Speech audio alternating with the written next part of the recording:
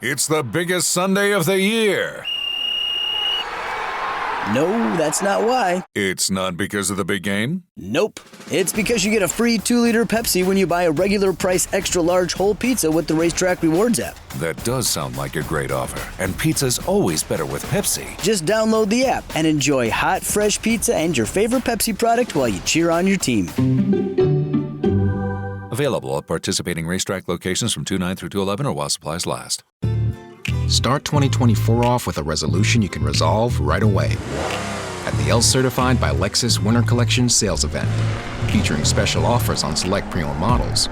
Named Best CPO Program 7 years running by U.S. News and World Report. Click the banner to discover more. Exclusively at your Lexus dealer. View U.S. News Best Cars at cars.usnews.com. Offers end February 29th.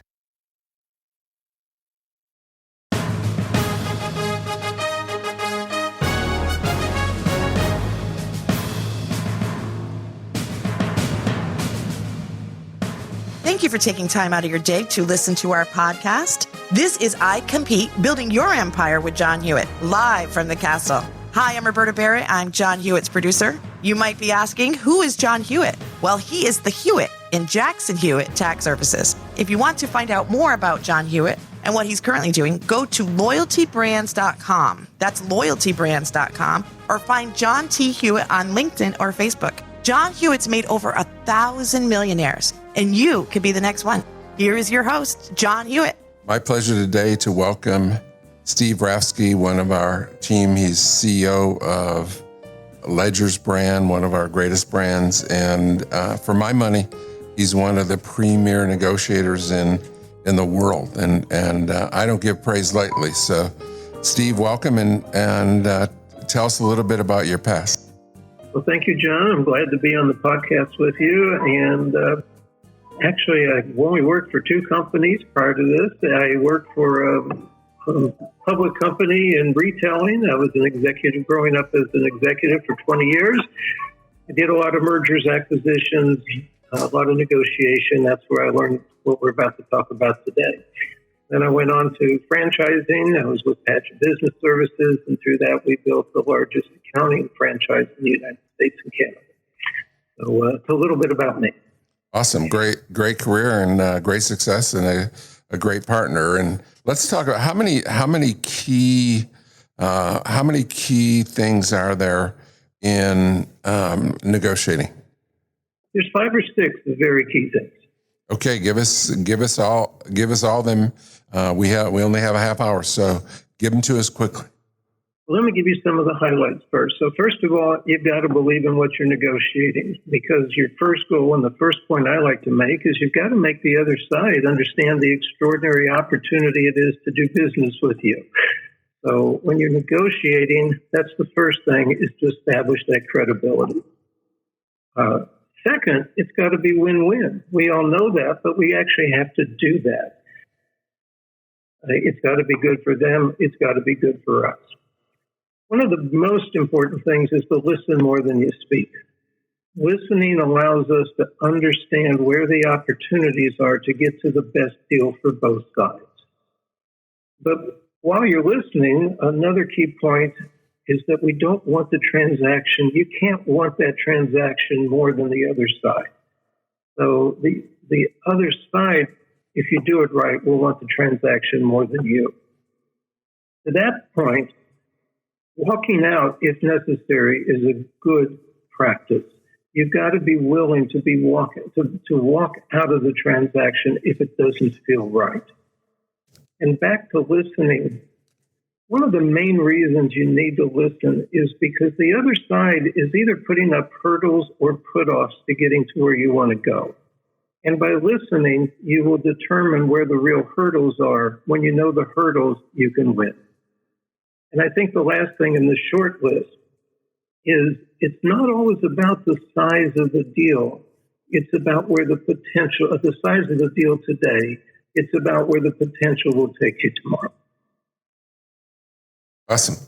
Let me start with, you said first open-minded, and you sort of added credibility to that. I'm going to separate them, but open-minded, that I think I have a different view than virtually almost everyone, and that is that when I go into a deal, I try not to have a deal in mind.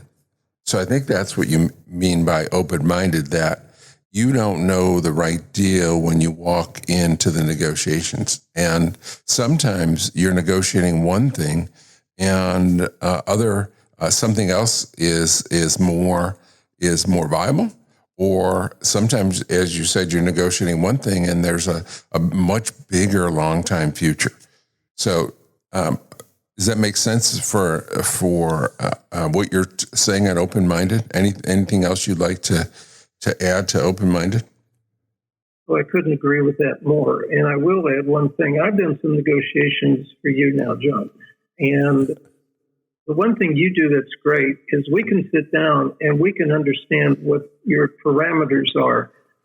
But you give that authority over to the person who's doing that negotiation. And that's exactly why what you just said will work. When the person doing the negotiation has the ability to figure out how to get to where it needs to go and not come in with everything decided, you're going to be more successful.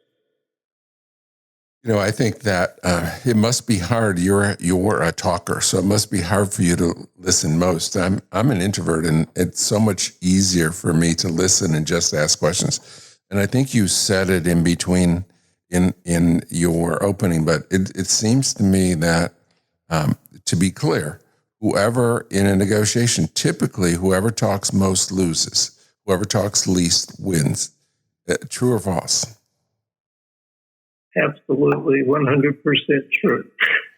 So, and that's why I listed that as one of my key points. I have been trained to listen when I'm doing deals. That's when you win. So, and you talk about credibility. Credibility comes down to it's not proven during the negotiation. What do you need to do up front to establish credibility? In today's world of credibility, it means a lot of things. You get your initial credibility because people check you out. But you want to drive them to the places that give you the most credibility. If we're doing something for loyalty, of course, John Hewitt and your background is part of the credibility building process you do.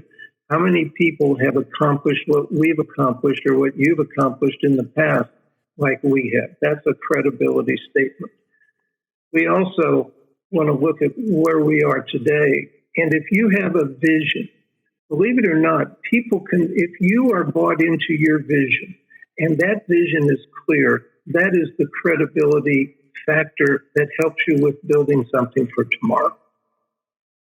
And during the negotiation, I think one of the ways that I've established credibility in the past is that I try to be sensitive and understand the other person and ask questions. And they need, what's the phrase, Steve, that people don't care what you know until they know that you care?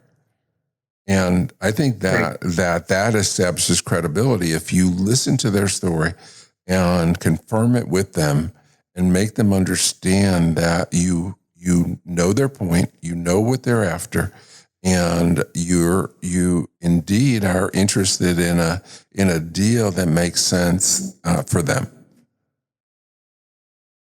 When I start in a negotiating process, the first two questions I always ask is, why are you here and what do you want to accomplish? You need to know what they need. They need to know that you do want to be successful for them. And I couldn't agree more. They don't care how much you know. They care want to know how much you care. The win-win. I think is part of win-win that each side has to lose a little.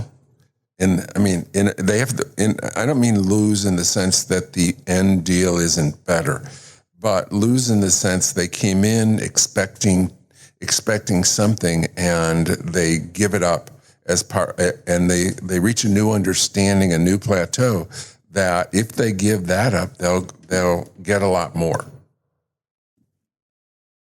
That's exactly what I was going to say. You stole it. So, yes, when you start and you find out what they want, the key thing is not everything on their list and not everything on my list is what we're going to accomplish.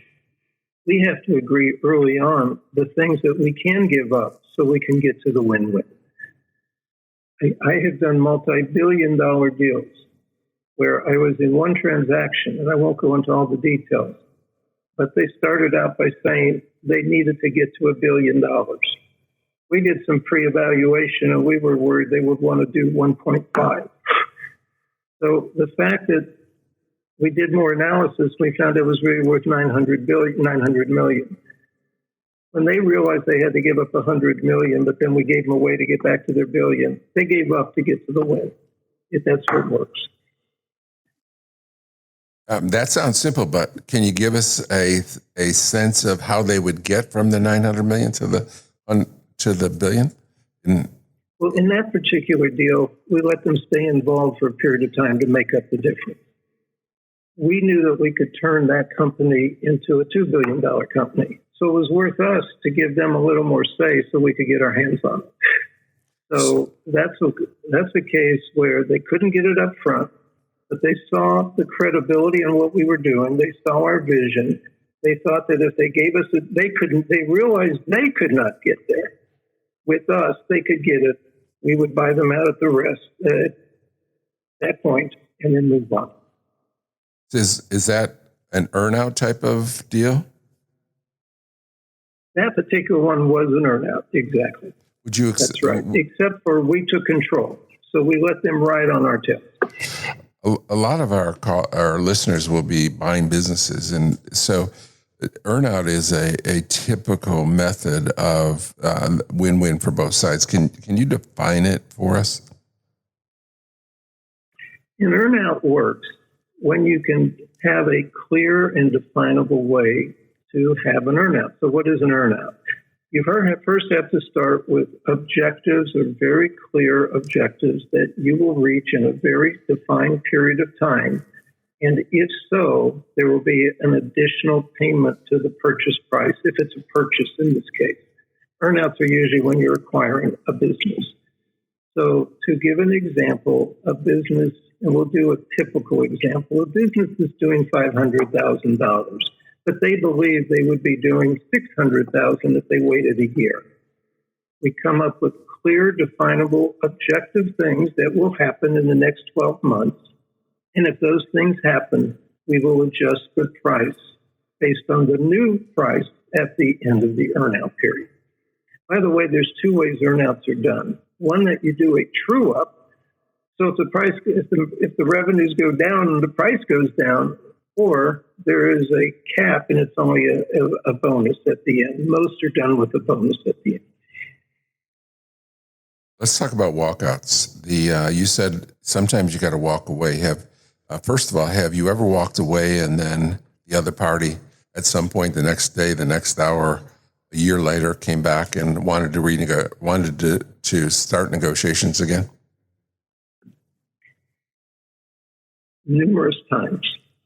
But it doesn't even have to be a day or an hour. I was doing a transaction many years ago where I discovered there was a $4 million mistake. Of course, it wasn't in our favor. It was in the other side's favor. It was a mistake. It wasn't even a negotiating point. And they didn't want to adjust the price. And I simply said to them, I'm going to walk out of the room. And if you come out in 20 minutes and say you accept it, we can do the deal. And if you don't, I'm going to get my car and drive on. About 10 minutes, they came out and said, we thought it over, you're right. So yes, I have done several deals, but it's not that dramatic. I was working on a deal with Loyalty. I don't want to say who it was, where we simply could not get to a transaction. As a matter of fact, we had a call. He said he would get back the following week. We didn't have a response. And what I did was write an email that simply said, I'd like a courtesy of a response. If I don't have a response by such and such date, we're going to assume that you're not interested and we'll both part ways. We got a response the next day with a request to have another call. that's what I mean about walking away. Do you have any favorite deals? Because I'm going to go through a couple of my favorite deals in my past. Do you have any that you'd like to talk about that were particular interest or novel, unique ways to do a deal? Before I tell mine. Well, I think as far as novel and unique ways, I'm always trying to look for what's creative to make a deal happen. And I did a deal a few years ago. Again, I can't say who the companies are, where what is really unique about this one is the person was very sick. And he was only doing the deal because he thought he was going to die. And we really didn't want to do a deal on that case because we needed him in there. And what we ended up doing is we asked him to train our new replacement. He got so excited about it. He helped us do 3 other deals. He got healthy. He stayed with us. So again, that's going back to understanding their needs, understanding what you're doing. As far as tricks and ways, I don't like the word tricks, but as far as ways to make deals happen, I was working on a transaction several years ago where the other side had a real issue with finances. They had a real issue with, they needed more money up front than we were willing to pay. And what we did to settle that deal, without going into particulars, we went to their lenders and we let them know what the deal we were about to do. And not only were we able to get the lenders to delay the payments, they lowered the payments based on the deal we were doing. That's what I mean. You get to get outside the box and try to hear what the hurdles are and get them solved. So let me give you a deal or two of mine that I really enjoyed, and they happened so long ago. I'm going to name the participants, and even though one of them is one of the most fearful, guess what the most fearful government agency is? The people well, are most. Based on my background, I'd have to say the IRS. Right, exactly. So it's 1986, and a lot of our listeners weren't even born, and we had pioneered electronic filing. We were one of the first providers of electronic filing in the country. So much so that the IRS saw us being computerized before Block and H&R Block, and so they opened the country gradually in stages. And in 1986, they only allowed 7 cities to offer electronic filing. And one of the cities they picked was here in Virginia Beach because we were such a big provider and we were already using the computer. And Block had gone away from computerization in the early 80s. They said, people ask us why we don't computerize, and they say, and we say, why should we? We tried it, doesn't save any money, we're never going to computerize. And so in 1986, we joined electronic filing, and I'm proud to say that in Virginia Beach, there were 5,200 returns electronically filed that year, and we did over half of them. We did more than Block and all the other accountants combined. That's how successful we were in electronic filing. And so there was only 78,000 returns sent in the entire United States. Now there are 70 million returns sent, but we were early, and we came in February. They invited the top 5 or 7 largest providers. And we came in and they asked us what our advice would be. Well, in beginning electronic filing, you had to take a test, and they sent 50 tax returns, and you had to enter the 50 tax returns into your software. And they said in the instructions, you have to find the 3 mistakes. So after doing the 50 returns, we said, which of the 300 mistakes are the 3 that you want us to find? And they sort of laughed that off and went back the next year. And again, there's hundreds of mistakes on their forms. What the IRS learned is they're better at checking returns than doing returns. And so we went to them and said, that, and this was when I was at Jackson Hewitt, we said, we will be happy. They're in Washington, so it's a 3-hour drive from Virginia Beach. We said, if you'll send someone down, we'll be glad to edit the returns before you send them out to the rest of the country. So you don't look bad and it's easier for everyone. And we're not going to charge you anything. We'll be happy to edit the returns for you. So the next year they came down, and they had I think there were just 2 individuals, either 2 or 3. And they brought the returns, and they were so bad. In a week, we couldn't fix them. And so they were there for about 4 or 5 days, and they went back. And what happened is thereafter, they gave us a sole provider deal where we were providing for about 4 years. We were being paid by the IRS to develop the IRS test. So the test that everyone took in the country was produced by Jackson Hewitt. And they finally had a great test that people didn't complain about. So I got this great multi-year deal where you're a sole source provider. So that's what the IRS is saying when they say that, or the government says when they say that. There's no one else that could do this in the whole country. But I got that deal from just doing the right thing, trying to help at first, and then monetizing it later. I'll give you one other one, and then I'll keep going if you don't have deals to talk about. But another one was with Walmart. In 1993, Walmart was just trying tax preparation. They were testing with H&R Block. And so I asked for a meeting. Jackson, there were only 2 large national players in 1993. And I asked for a meeting at Walmart, and I visited Walmart in February 1993. And they were testing in somewhere around, as I said, 50 locations with Block. And I said, we'd like to test because, and I tried to explain to them that if you go into Bentonville, Arkansas, and go into the Walmart, everyone that goes into that Walmart knows that where the H&R Block is. So you're just cannibalizing the Block. But if you bring in Jackson Hewitt, then people that wouldn't go to Block would come to Walmart. And they said, well, that's interesting, but we don't even know if we like tax. So I was a bit sick by that statement because I was afraid Block was going to screw it up and Walmart would never get in the industry. And but they said something that made my heart sail. And they said, but the good news is once we get into industry, we always like to have 2 providers. And so I was ecstatic because there's only 2 providers possible in the whole country. And I knew that if they went on in that program, they would pick us as the second provider.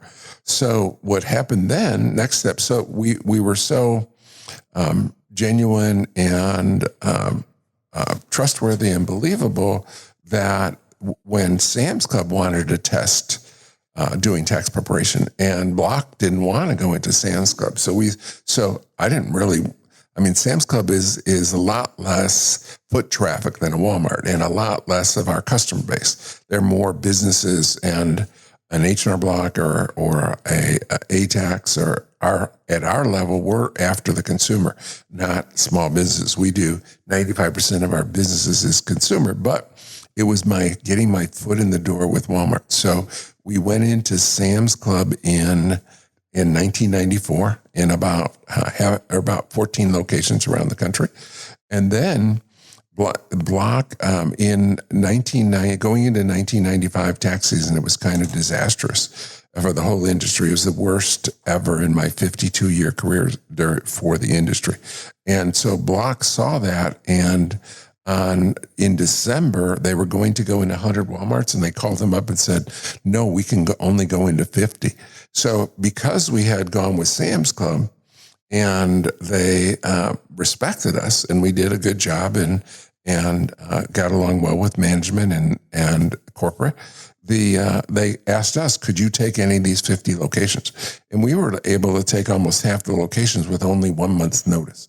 So what happened within 2 years, not only did we get into Walmart, but they threw Block out. And so to this day, in 2021, Jackson Hewitt was in 3,000 Walmarts and H&R Block was in none. So we got that deal by not quickly trying to score in the first year or the first month or the first 2 years, thinking long-term, doing the right thing, and as we talked about before, gaining credibility with the biggest company now in the world. Thoughts? Those are great. Those are great examples. And whether it's a big deal or it's all those same principles. You know, I'd like to just spend a minute and talk about something that's closer to the Ledger's company. And, you know, the way franchisees grow is there's only three ways. It's what's called inbound marketing, outbound marketing, and acquisition. So acquisition is negotiation. And buying a book of business, I can remember helping a franchisee a few years ago who got a book of business in his market. It was $600,000. And he hadn't done any analysis, and he said he was going to offer $700,000 for it. I said, why are you going to offer $700,000 for a book of business at $600,000? He said, I just got to have it. I want it. And that goes back to he wanted it more than the other party did. I said to him, have you done analysis? He said, no, let's do analysis. After we did analysis, we saw it was only worth about $500,000. Oh, no, I don't want to go down to $500,000. We finally got on the phone with the other party. The other party wanted $800,000. Then we showed him he had declining revenues, and I went through all the things, and I let him know that if he can get another offer, we'll match it by 10% at his price. So he didn't get an offer in 2 weeks. He called us back. He said, is the $500,000 still available? We did further analysis. We did it only because the franchisee wanted to, but what he started out was $600,000 to $700,000. He got $500,000 for it. And that's because we knew who it was, but more importantly, we didn't want it more than the other side did. When you change that dynamic, you get a much better deal. Yeah, you said that earlier, and several times now. You got to be able to walk away. That's right. I'll tell you one more. This could be my favorite deal. In tax season 1995, that I described as it take me a long time to explain how the IRS caused a problem, but suffice it to say, they lend. The industry would lend money to taxpayers to get their refund the same day or within. Back then, it was I guess it took 2 or 3 days, but today it's instantaneously. But the IRS made a mistake, and they did some editing on questionable returns, and they held up 30% of the refunds of our taxpayers, and they held them up. They had intended, my belief, they'd never announced this. My belief was they intended to hold about 3%, somewhere between 0.3% and 3%, and they misprogrammed it, so they held up 30% of the refunds. Well, the banks were paid back because you would develop a bank account for a customer. When the customer refund came, it would go into the bank account, and the bank would take repayment for their loan. Well, what the IRS did when they kicked out these 30% of the returns, they were unable to send it to the bank 10 weeks later. They held them for 10 weeks, and they did manual transactions. And so 10 weeks later, the customer would get his refund, and they were unable to send it to the bank who had made the loan. So the banks weren't paid, and we had our funds taken out, our tax preparation fees taken out from the bank, and we weren't paid. Our franchisees weren't paid, because you can imagine how many of our customers who were used to getting a refund in 2 or 3 days, when it came 10 weeks later, came rushing in to pay us and thank us. I mean, essentially zero, right? We didn't get paid by any of them. So in the industry, we lost millions of customers who weren't paid. Well, there was a bank then that's since merged, and it was, let me see, that was 95. So statute of limitations run out. They don't exist anymore, so they probably can't sue me. But Chase Bank at the time was one of the top 3 banks in the country. And they had made the mistake of getting into the industry almost exactly the wrong time.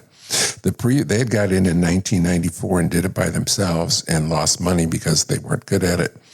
And so they came to us and negotiated a deal where we would give them customers, and we would use our software to do the bank loan application and so forth. And we would take the lion's share of the profit, but we had to guarantee the profit. Or guarantee the loans that they didn't lose money. So because of what happened in 95, we owed them $1 million or $1.5 million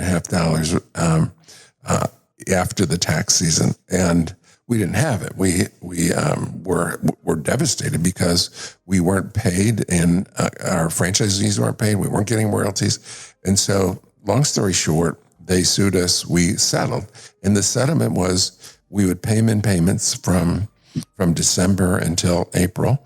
And we would get to keep all the receivables, which were only 60% due to us. We were able to keep it. And because they didn't understand the value of their receivables, we threw into the deal all the receivables they had from the other vendors. And so it was just an incredible win for us because we were able to get all of that because they just didn't understand. They were happy. They got their money. They got their $1.5 million, but they didn't understand the opportunity they were leaving behind. Well, we've run out of time, Steve. Any last thoughts? Well, we're the best negotiators if we're parents. But for those of us who are parents, we learn negotiating skills with our kids. And I have people always think back how many times we negotiated with our kids to make something happen that's good in their lives. So we start there, but as long as it's win-win and we're willing to walk and we do what's best, have credibility and confidence, anyone can do it. Thank you, Steve. I don't think my children would say I was a good negotiator with them. I tended to always win. Thank you. Have a wonderful day. Do the same. Take care. Thank you for taking the time to learn about how to build your empire with John Hewitt. Find John on LinkedIn at John T. Hewitt or message John Hewitt on Facebook. This is iCompete, live from the castle, building your empire with John Hewitt. Don't miss new episodes every Monday by subscribing on Apple Podcasts, Spotify, cpnshows.com, or wherever you listen to podcasts. Until next time, this was iCompete, building your empire with John Hewitt.